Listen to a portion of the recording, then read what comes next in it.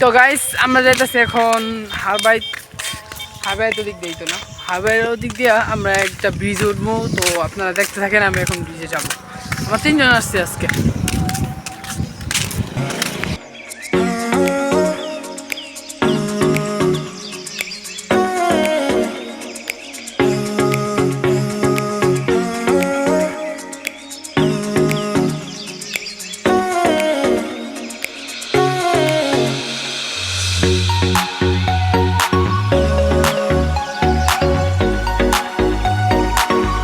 সেইখানে অনেক বাতাস ছিল। তারপর আমরা এখানে মার্কা ব্রিজের এখানে কতক্ষণ বসে আড্ডা দিলাম, বসে গল্প গুজব করলাম। তারপর আমরা সামনের দিকে রওনা দিলাম।